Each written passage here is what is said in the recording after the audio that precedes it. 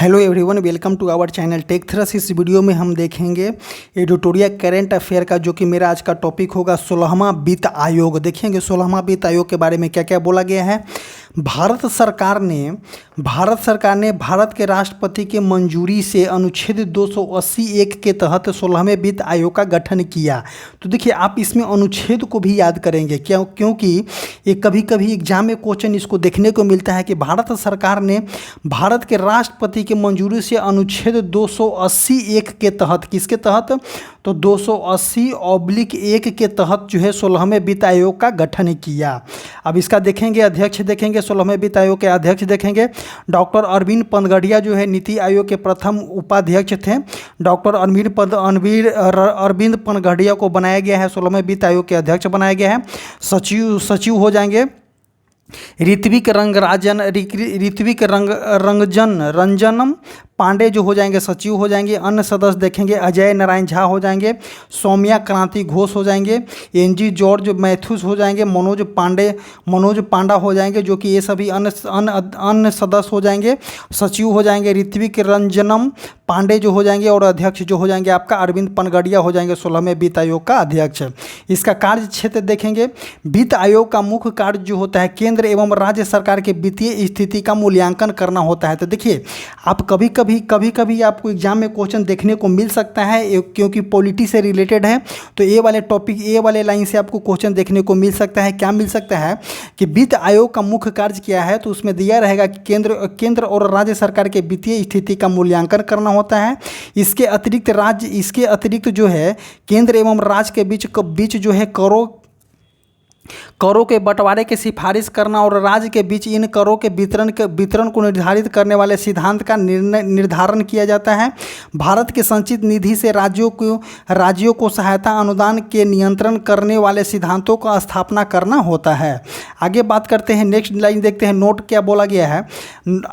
आयोग आपदा प्रबंधन के वित्त पोषण की वर्तमान व्यवस्था की भी समीक्षा करेगा और इस पर उचित सिफारिश करेगा।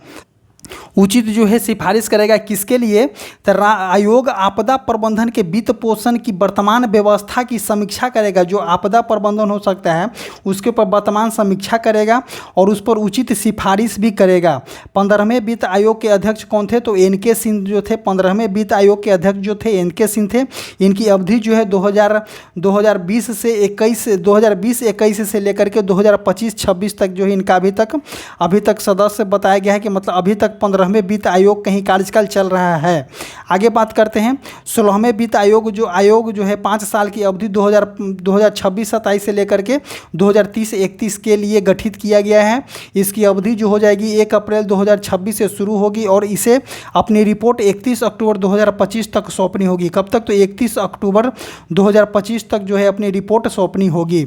आगे बात क्या करता है, 16वें वित्त आयोग के लिए संयुक्त सचिव के 2 पद और आर्थिक सलाहकार का एक पद भी सृजन किया गया है। तो क्या बोला गया है, 16वें वित्त आयोग के लिए संयुक्त सचिव के 2 पद और आर्थिक सलाहकार का एक पद सृजन किया गया है। आगे बात करते हैं विशेष राज्य के दर्जा देखेंगे। देखते हैं विशेष राज्य के दर्जा के बारे में क्या बताया गया है। बिहार के झंझारपुर, कहाँ का, तो बिहार के झंझारपुर के सांसद रामप्रीत मंडल संसद में बिहार के लिए विशेष राज्य का दर्जा का मांग हाल ही में उठाया, लेकिन 2024-25 बजट में केंद्र सरकार ने वित्त आयोग का हवाला देते हुए भविष्य में बिहार आंध्र प्रदेश राज्य को विशेष राज्य का दर्जा देने से पूरी तरह से मना कर दिया गया है। तो भविष्य में भी बोला गया है कि 2024-25 के बजट में केंद्र सरकार ने वित्त आयोग के हवाला देते हुए भविष्य में बिहार और आंध्र प्रदेश राज्य को विशेष राज्य का दर्जा देने से पूरी तरह से मना कर दिया, मतलब कि खारिज कर दिया गया है। आगे बात करते हैं विशेष राज्य दर्जा को 1969 में, कब, तो विशेष राज्य दर्जा को 1969 में 5वें वित्त आयोग के सिफारिश सिफारिश में पेश किया गया था। यह राज्यों के विकास की सहायता के लिए केंद्र सरकार राष्ट्रीय विकास परिषद द्वारा किया गया एक वर्गीकरण है। आगे देखते हैं विशेष राज्य के लिए मापदंड क्या क्या होना चाहिए। तो विशेष राज्य के लिए मापदंड होना चाहिए पहाड़ी और कठिन इलाका होना चाहिए, कम जनसंख्या घनत्व या जनजातीय आबादी का बड़ा हिस्सा होना चाहिए, अंतर्राष्ट्रीय सीमाओं के समीप रणनीतिक स्थान होना चाहिए, आर्थिक एवं ढांचागत पिछड़ापन होना चाहिए। देखिए, आर्थिक एवं ढांचागत पिछड़ापन होना चाहिए, राज्य के वित्त की गैर व्यवहार्यता प्रकृति होना चाहिए, उपयुक्त नोट क्या हो जाएगा, उपयुक्त मानदंड जो है गॉडगिल फार्मूला पर आधारित है, जो कि उपयुक्त मापदंड जो हो जाएगा आपका गॉडगिल फार्मूला के पर आधारित किया गया है। विशेष राज्य के लाभ देखते हैं कि विशेष राज्य का लाभ क्या क्या हो जाएगा। केंद्र प्रायोजन योजना में आवश्यक राशि का 90% केंद्र वहन करती है। तो देखिए, विशेष राज्य में लाभ यही हो जाता है कि किसी भी परियोजना अगर स्टेट सरकार भी लेकर के आ रही है तो 90% जो का होगा आपका केंद्र सरकार वहन करती है। खर्च न किया गया पैसा लैप्स नहीं होता है, जो खर्च नहीं किया गया पैसा लैप्स नहीं होता है, अगले वित्त वर्ष में चला जाता है। आगे बात करते हैं, राज्यों को अन्य महत्वपूर्ण रियासतों की प्रदान किया जाता है, जैसे कि कॉर्पोरेट टैक्स, कस्टम ड्यूटी आदि में रियासत दिया जाता है। केंद्र के सकल बजट का लगभग 30% भी उसके पास जाता है। कि क्या बोला है, केंद्र के सकल बजट का लगभग 30% उसके पास जाता है। आगे बात करते हैं, वर्तमान में SCS राज्य जो हो जाएंगे आपके कौन कौन से राज्य में लगाया गया है। तो अरुणाचल प्रदेश में लगाया गया है, नागालैंड में लगाया गया है, मणिपुर में लगाया गया है, मिजोरम में लगाया गया है, त्रिपुरा हो जाएगा, मेघालय हो जाएगा, असम हो जाएगा, सिक्किम हो जाएगा, उत्तराखंड हो जाएगा, हिमाचल प्रदेश हो जाएगा और तेलंगाना हो जाएगा, यहाँ पे लगाया गया है।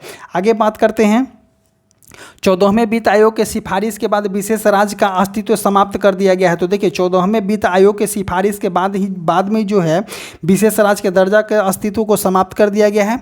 14वें वित्त आयोग ने कर हस्तांतरण के माध्यम से ऐसे राज्यों के संसाधन के अंतर को 30% से बढ़ा करके 42% करने का सुझाव दिया है। आगे बात करते हैं, भारत में अपराध रिपोर्ट 2022 देखेंगे। दिसंबर 2023 में राष्ट्रीय अपराध रिकॉर्ड ब्यूरो द्वारा 2022 के लिए भारत में अपराध रिपोर्ट जारी की है।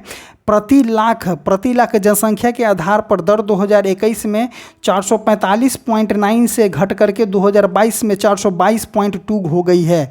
ने क्या बोलना चाह रहा है कि प्रति लाख जनसंख्या पर अपराध दर जो है 2021 में कितना था। तो 2021 में आप बता सकते हैं कि 445.9 से घट करके 2022 में कितना की हो गया है। तो 422.2 हो गया है अपराध रिपोर्ट।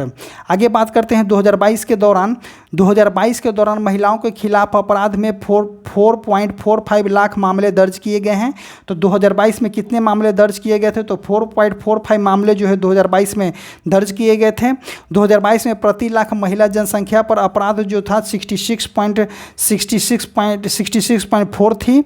दिल्ली में महिलाओं के खिलाफ अपराध दर में शीर्ष पर रहा है। दिल्ली कहाँ, दिल्ली में जो है दिल्ली देश में महिलाओं के खिलाफ अपराध में जो है शीर्ष स्थान पर रहे हैं, जबकि उत्तर प्रदेश महिलाओं के खिलाफ अपराध की संख्या में सबसे आगे रहा है। तो देखिए, महिलाओं के खिलाफ अपराध के मामले में जो है दिल्ली टॉप में रहा है, वही उत्तर प्रदेश में महिलाओं के खिलाफ अपराध के मामले में सबसे आगे रहा है। आगे बात करते हैं, SC/ST के खिलाफ अपराध के मामले में तीन प्रमुख राज्य हो जाएंगे। पहला हो जाएगा आपका राजस्थान हो जाएगा, मध्य प्रदेश हो जाएगा, उसके बाद तेलंगाना हो जाएगा। किसके लिए, तो SC/ST के अपराध के लिए सबसे फर्स्ट में आपका हो जाएगा राजस्थान, सेकेंड में हो जाएगा आपका मध्य प्रदेश और थर्ड में हो जाएगा आपका तेलंगाना। नेक्स्ट देखते हैं, कोलकाता लगातार तीसरे वर्ष तक भारत में सबसे सुरक्षित शहर के रूप में उभरा है। उसके बाद हो जाएगा आपका पुणे, उसके बाद हो जाएगा हैदराबाद। तो सबसे टॉप में कौन हो जाएगा, तो सबसे टॉप में कोलकाता हो जाएगा। कोलकाता के बाद हो जाएगा पुणे जो हो जाएगा, उसके बाद हैदराबाद हो जाएगा। सबसे सुरक्षित शहर के बारे में बताया गया है और भी लगातार तीसरे वर्ष के बारे में बताया गया है। आगे बात करते हैं, महाराष्ट्र में सबसे अधिक आत्महत्याएँ हुई है। महाराष्ट्र में जो है सबसे अधिक आत्महत्याएं हुई है, उसके बाद तमिलनाडु में हुआ है, उसके बाद मध्य प्रदेश में हुआ था। आत्महत्या के मामले में सबसे पहले टॉप में कौन हो जाएगा? महाराष्ट्र हो जाएगा। महाराष्ट्र के बाद तमिलनाडु हो जाएगा। तमिलनाडु के बाद हो जाएगा आपका मध्य प्रदेश हो जाएगा। किसके लिए? तो इसकी तो अब आत्महत्याएं के लिए हो जाएगा टॉप में। आगे बात करते हैं, नोट क्या दिया गया है कि एनसीआरबी की स्थापना जो है 1986 में किया गया है। तो एनसीआरबी की स्थापना कब किया गया है? 1986 में हुई है। यह गृह मंत्रालय के अंतर्गत आता है। एनसीआरबी ने 4 रिपोर्ट प्रस्तुत किया है। कितने रिपोर्ट? तो 4 रिपोर्ट प्रकाशित किया है। पहला जो है भारत में अपराध, दूसरा हो जाएगा भारत में आकस्मिक मौत और आत्महत्याएं, उसके बाद जेल सांख्यिकी हो जाएगा, गुमशुदा महिलाओं और बच्चों का रिपोर्ट हो जाएगा। तो कौन कितना हो जाएगा? एनसीआरबी 4 रिपोर्ट प्रस्तुत करती है और इस एनसीआरबी की स्थापना जो है 1986 में किया गया। एनसीआरबी की स्थापना जो कि गृह मंत्रालय के अंतर्गत आता है। आगे देखते हैं कोप 28 देखेंगे। कोप 28 क्या है? तो यूनाइटेड नेशन यूएनएफसीसी की रिपोर्ट के सम्मेलन जो है 28वां सत्र 30 नवंबर को 12 दिसंबर 2023 तक दुबई संयुक्त अरब अमीरात में आयोजित किया गया है।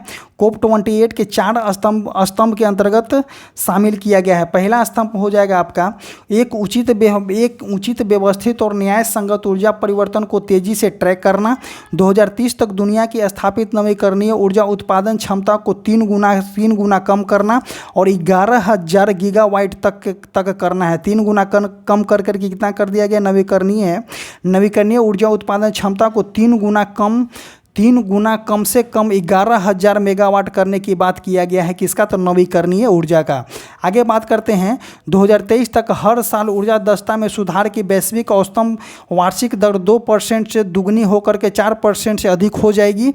आगे नेक्स्ट देखते हैं, तेल और गैस डिकार्बोनाइजेशन चार्टर के 52 हस्ताक्षरकर्ता 2050 तक शुद्ध शून्य संचालन के लिए प्रतिबद्ध है।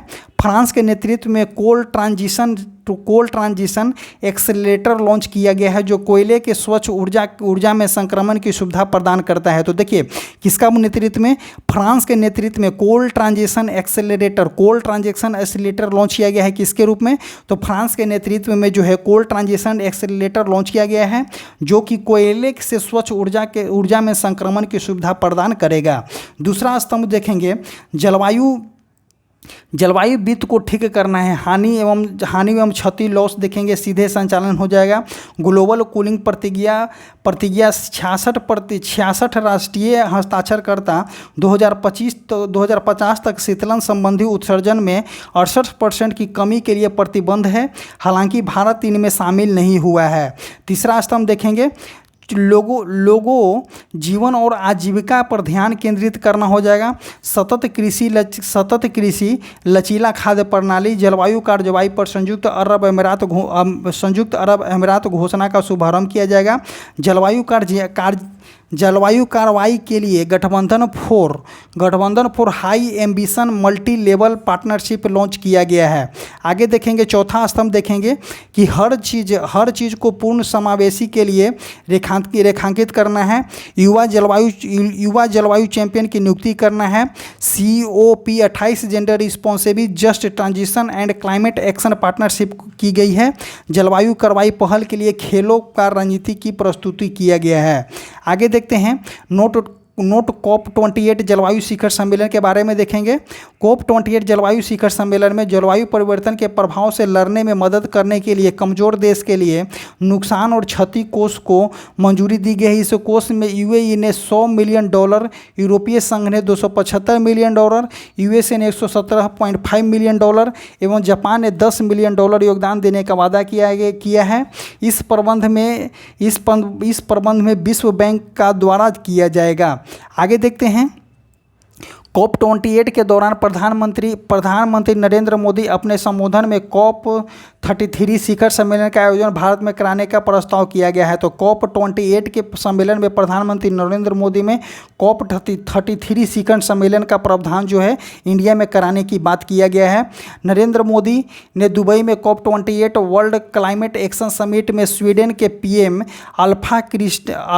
अल्फ अल्फ क्रिस्टर्सन, मोजाम्बिक के राष्ट्रपति फिलिप जेनसिट न्यूसी और यूरोपीय परिषद के अध्यक्ष जो हो जाएगा चार्ल्स मिशेल के साथ ग्रीन क्रेडिट प्रोग्राम का वेब पोर्टल लॉन्च किया गया। किन के लिए, कहाँ में किया गया है, तो मुंबई में किया गया है। दुबई में COP28 क्लाइमेट एक्शन समिट में स्वीडन के पीएम जो हो जाएगा अल्फा क्रिस्टर्सन, मोजाम्बिक के राष्ट्रपति फिलिप जेनसिटो न्यूसी और यूरोपीय परिषद के अध्यक्ष हो जाएंगे चार्ल्स मिशेल के साथ मिल करके क्रेडिट प्रोग्राम का वेब पोर्टल लॉन्च किया गया है। ग्रीन वेब पोर्टल लॉन्च के साथ जो है green credit program web portal launch किया गया है। कहाँ में, तो दुबई में। किन्होंने, तो नरेंद्र मोदी ने किए हैं।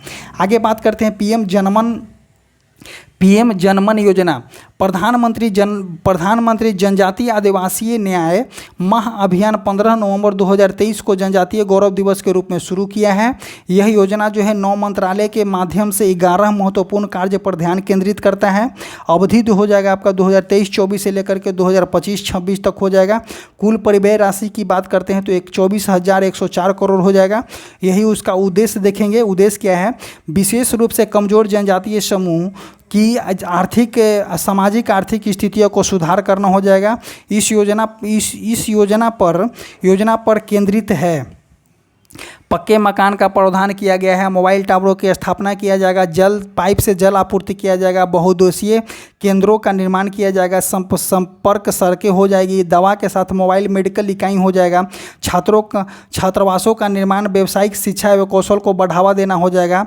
0.3 किलोमीटर सौर ऑफ ग्रिड प्रणाली का प्रावधान किया जाएगा। कितना, तो 0.3 किलोवाट सौर ऑफ ग्रिड प्रणाली का प्रावधान किया जाएगा।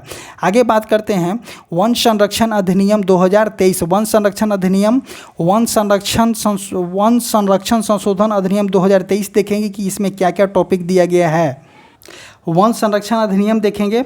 12 दिसंबर 1996 को सबसे पहले वन उपयोग गैर वन परिवर्तित भूमि पर लागू नहीं है। क्या बोल रहा है कि 12 दिसंबर 1996 को या उससे पहले वन उपयोग से गैर वन में परिवर्तित भूमि पर लागू नहीं है। अधिनियम के तहत निम्नलिखित छूट हो जाएगा। रेल लाइन या सार्वजनिक सड़क के किनारे वन भूमि, अंतर्राष्ट्रीय सीमाओं के साथ 100 किलोमीटर के भीतर स्थित भूमि, गतिविधियां जैसे कि चिड़ियाघर, सफारी, इको पर्यटन, सिल्वी कल्चर और केंद्र द्वारा निर्दिष्ट कोई अन्य उद्देश्य। वामपंथी उग्रवादी प्रभावित जिलों में सार्वजनिक उपयोगिता परियोजनाओं के लिए 5 हेक्टेयर वन भूमि प्रस्तावित है।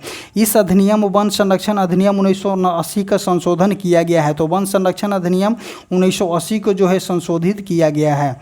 आगे बात करते हैं बिहार में जाति आधारित जनगणना देखेंगे। बिहार सरकार ने 2 अक्टूबर 2003 को जो है, ये नाम याद रखिएगा कि बिहार सरकार ने 2 अक्टूबर 2023 को 2 अक्टूबर 2023 को जाति आधारित जनगणना रिपोर्ट जारी किया। इस गणना के अनुसार जो है बिहार की जनसंख्या 13.07 करोड़ बताया गया है। कितना बताया गया है, तो 13.07 करोड़ बताया गया है बिहार का जनसंख्या। आगे बात करते हैं कि सर्वेक्षण के अनुसार अत्यंत पिछड़ा वर्ग जो है 36.01% है। वही पिछड़ा वर्ग BC की बात करेंगे 27.12% है। अनुसूचित जाति 19.65 है। वही अनुसूचित जनजाति की बात करेंगे तो 1.68 है। वही सामान्य वर्ग की बात करेंगे तो 15.52 जो हो जाएगा आपका सामान्य वर्ग हो जाएगा। वही देखते हैं हम कि अगर जाति के आधार पर जादव की भागीदारी 14.26 हो जाएगा। रविदास के 5.2 हो जाएगा। उसके बाद कोयरी का 4.2 हो जाएगा। ब्राह्मण का 3.65% हो जाएगा। राजपूत का 3.45 हो जाएगा। इसी तरह से आप देख सकते हैं कि किस तरह से डाटा दिया गया है। आगे बात करते हैं कि बिहार सरकार ने कहा है कि यह पूर्ण पैमाना पर जनगणना नहीं बल्कि एक सामाजिक सर्वेक्षण है। क्या बोला गया है, यह एक पूर्ण पैमाना पर जनगणना नहीं है बल्कि एक क्या है, सामाजिक सर्वेक्षण है। आगे बात करते हैं अनुच्छेद 246 के तहत। किसके तहत, तो अनुच्छेद 246 के तहत जो है जनगणना एक संघ का विषय है। तो अनुच्छेद याद रखिएगा कि जनगणना किस आर्टिकल के अंतर्गत आता है, तो आर्टिकल 246 के अंतर्गत 246 के अंतर्गत हो जाएगा। जनगणना जो है संघ का विषय है। इसके पृष्ठभूमि देखेंगे कि पृष्ठभूमि क्या क्या है। आखिर पहली बार SECC के रूप में जाति जनगणना 1931 में आयोजित की गई थी। आज़ादी के बाद 2011 में सामाजिक आर्थिक जाति जनगणना हुई, लेकिन आंकड़े प्रस्तुत नहीं किए गए। आज़ादी के बाद जो है 2011 में सामाजिक आर्थिक जनगणना हुआ था, लेकिन आंकड़े प्रस्तुत नहीं किए गए थे। नोट देखेंगे क्या, दूसरा पिछड़ा वर्ग आयोग मंडल आयोग 1979 में गठित, 1980 में प्रतिवेदन समर्पित तथा 1990 में इसे लागू किया गया। कि अनुमान पर लगाया गया कि ओबीसी की आबादी जो है 52% है। इसी के आधार पर मानते हुए बिहार सरकार ने सरकारी नौकरी के शिक्षा संस्था में 65% सीट आरक्षित किया था, जो पहले 50% था। लेकिन पटना उच्च न्यायालय ने 20 जून 2024 को इसे रद्द कर दिया और 29 जुलाई को सर्वोच्च न्यायालय ने इस निर्णय पर रोक नहीं लगाया। और आपको क्या बोलते हैं कि लेकिन पटना उच्च न्यायालय ने 20 जून 2024 को इसको रद्द कर दिया था और 29 जुलाई को सर्वोच्च न्यायालय ने इस निर्णय पर रोक नहीं लगाया। आगे बात करते हैं नारी शक्ति वंदना अधिनियम 2023 देखेंगे कि यह जो है 106वां संवैधानिक संशोधन अधिनियम 2023। देखिए, तो इसको नाम याद रखिएगा कि नारी शक्ति वंदना अधिनियम जो हो जाएगा आपका कि यह जो हो जाएगा 106वां संवैधानिक संशोधन 2023 हो जाएगा, जबकि यह 128वां संविधान संशोधन बिल है। बिल कितना नंबर है? संविधान संशोधन बिल 128वां है। 128वां संविधान संशोधन बिल है, लेकिन 106वां संवैधानिक संशोधन 2003 जो प्रस्तुत किया गया, और यही आप याद कीजिएगा। आगे बात करते हैं विधेयक के उद्देश्य देखेंगे। यह लोकसभा कहाँ में, तो यह लोकसभा में, राज्य विधानसभा में और दिल्ली विधानसभा में महिलाओं के लिए 33% आरक्षण अनिवार्य करता है। यह मौजूदा SC/ST आरक्षण के भीतर महिलाओं के लिए 1/3 सीट भी आरक्षित करता है। सीट चक्रानुक्रम आधार पर आरक्षित की जाएगी। सीट जो है चक्रानुक्रम आधार पर आरक्षित किया जाएगा। मतलब कि चक्रानुक्रम आधार कहने का मतलब कि पिछले लोकसभा में कोई और सीट था तो इस लोकसभा में कोई और सीट होगा। इस तरह से चक्रानुक्रम आधार हो जाएगा। आरक्षण 15 वर्षों के लिए प्रदान किया जाएगा। आरक्षण जो है 15 वर्षों के लिए प्रदान किया जाएगा। इसके पश्चात संसद द्वारा निर्मित विधि के माध्यम से इसे जारी रखा जा सकता है। आगे बात करते हैं अनुच्छेद 330A देखेंगे। आगे नोट क्या बोला गया है, अनुच्छेद 330A और 332A को जोड़ा गया है। कौन कौन से? तो अनुच्छेद 330A और 332A को जोड़ा गया है। अनुच्छेद 173/3 और 42वें संविधान संशोधन किया जाएगा, जो कि परिसीमन के लिए है। लोकसभा में सिर्फ 2 AIMIM सदस्य ने इसका विरोध किया था और टोटल 545 सांसद ने इसका समर्थन किया था और राज्यसभा में सर्वसम्मति से पास कर दिया गया था। तो इसके जो है इसके अगेंस्ट में 2 AIM के सांसद जो थे, 2 AIM के सांसद जो थे विरोध में थे। बाकी 445 सांसद जो थे इसके पक्ष में थे और लोकसभा में सर्वसम्मति से पास कर दिया गया था। इसी तरह से जो है आज का टॉपिक मेरा समाप्त होता है। और आपको हम बता दें कि एक हमारा टेलीग्राम चैनल है, जो कमेंट बॉक्स और डिस्क्रिप्शन बॉक्स में उसका लिंक जो है पिन किया गया है, आप जाइए और वहाँ से जुड़िए। देखिए, आपको जो है ये वाले बुक से बहुत ही बेनिफिट मिलने वाला है, क्योंकि एडिटोरियल बुक के करंट अफेयर जितने भी एग्जाम में आने वाले हैं बैक टू बैक, ये जो बुक जो है पूरी तरह से समाप्त कराया जाएगा लाइन बाय लाइन। इस यूट्यूब चैनल के माध्यम से आपको इस बुक को पूरी तरह से समाप्त करा दिया जाएगा, इसके लिए कोई डाउट नहीं है। सो आप जो है कंटिन्यू इससे जुड़े रहें और कंटिन्यू इस वीडियो को देखते रहें, जो कि आपको बेनिफिट होने वाला है। क्योंकि आने वाला एग्ज़ाम जो है नेक्स्ट नवंबर से पूरी तरह से एग्ज़ाम का शेड्यूल जारी हो जाएगा, जिसमें आपको करंट अफेयर का वेटेज होगा, आपको उससे करंट अफेयर देखने को मिलेगा। इसी तरह से हमारा जो आज का टॉपिक जो है समाप्त होता है। धन्यवाद।